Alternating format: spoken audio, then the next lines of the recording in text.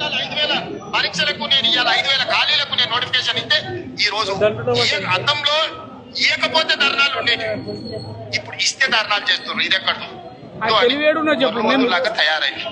మీరు ఒర్లినా పొర్లుడు దండాలు పెంచినా మీరు ఎండ్రిని దాగి బాయిలో దుంకినా ఇవన్నీ భారతదేశంలో నోటిఫికేషన్ ఇవ్వద్దని ఉద్యమం చేసేది ఏకైక తెలంగాణ రాష్ట్రం అంటాడు రేవంత్ రెడ్డి.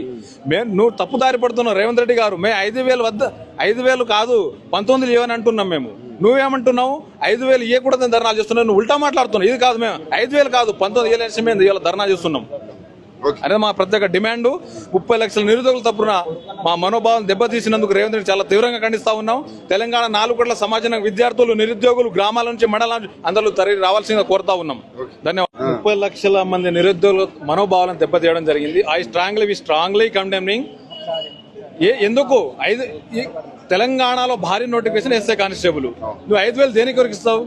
గత ప్రభుత్వంలో 3 రిక్రూట్మెంట్లు జరిగింది. దాదాపు 45,000 పై చిలుకు ఎస్ఐ కానిస్టేబుల్ నోటిఫికేషన్ ఇవ్వడం జరిగింది. నీకు తెలియదా? మరి అనవసరంగా జీవోలు తెచ్చి విద్యార్థుల జీవితాలను నాశనం చేసుకుంటారు కదా. అసలు ఒక జీవో తెచ్చి ప్రభుత్వ సలహాదారులు ఏవైతే ఉన్నారో వాళ్ళని తీసేయాలి ఫస్ట్. ఎవరు అసలు రేవంత్ రెడ్డి గైడ్ ఇచ్చేది ఎవరు? ప్రభుత్వ సలహాదారులు ఫస్ట్ తీసేయాలి. 5,000 ఇస్తే జరిగితే తెలంగాణలో జరిగే తీవ్ర పరిణామాలను తెలుసుకోలేరా గవర్నమెంట్? నువ్వే చెప్పినావు కదా విద్యార్థుల వల్ల నిరుద్యోగుల వల్ల జియో 46 విద్యార్థుల వల్ల ప్రభుత్వం ఏర్పడింది అనేది. కేవలం 4 జిల్లాల నుంచి. మరి నీకు తెలియదా? 5,000 ఇస్తే జరిగే తీవ్ర పరిణామం తెలియదు అంటున్నావు రేవంత్ రెడ్డికి. ఎంట్రీని తాగి బావిలో దూకండి. ఏం మాటలు ఇది? రాజ్యాంగం ఒక ముఖ్యమంత్రి వర్యులు మీ చేరుకి గౌరవిస్తాం. రాష్ట్రంకి మీరు బాసు కాబట్టి మీ చేరు గౌరవిస్తాం. మీరు ఎంట్రీ తాగండి బావిలో దూకండి ఇదేనా మాటలు మాట్లాడేది? రాజ్యాంగంలో అందరికి హక్కు లేవా? అందుకనే మీకు కేసు పెట్టడానికి సరునగర్ తీసుకుపోతాం. మళ్ళీ పోలీసులు ఆపుతున్నారు. రాజ్యాంగం రేవంత్ రెడ్డి పైన బరాబర్ ఇస్తాం. రేవంత్ రెడ్డి మీద 30 లక్షల నిరుద్యోగుల మౌనభావం దెబ్బతీసిండు. ఎవరి తల్లిదండ్రులు సావమనిలే ఎక్కడో మారుమూల గ్రామాల నుంచి ప్రాంతాల నుండి గిరిజన ప్రాంతాల నుంచి ఇక్కడ చదువుకోవడానికి వస్తే హాస్టల్ ఫీజు కట్టుకొని స్టడీ హాల్ ఫీజు కట్టుకొని ఇన్స్టిట్యూట్ ఫీజులు కట్టుకొని నువ్వు ఎట్లా సావమంటావు? పేరెంట్స్ ఏమనట్లేరు, నువ్వు ఎట్లా అంటావు? నీకేం హక్కు? అందుకనే మాకు ఇవాళ హక్కు కల్పించాలని మేము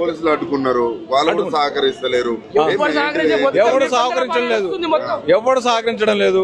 పోలీసు వాళ్ళు గవర్నమెంట్ చేతిలోనే. ఏ ప్రభుత్వం ఉంటే పోలీసులు గట్టే ఉంటారు. అది అందరికి తెలుసు. నువ్వు ఎందుకు సావమంటావు? రాజ్యాంగం అందరి హక్కు కల్పించలేదా? మాకు కూడా హక్కు ఉంది. 14వ ఆర్టికల్ ఏం చెప్తుంది?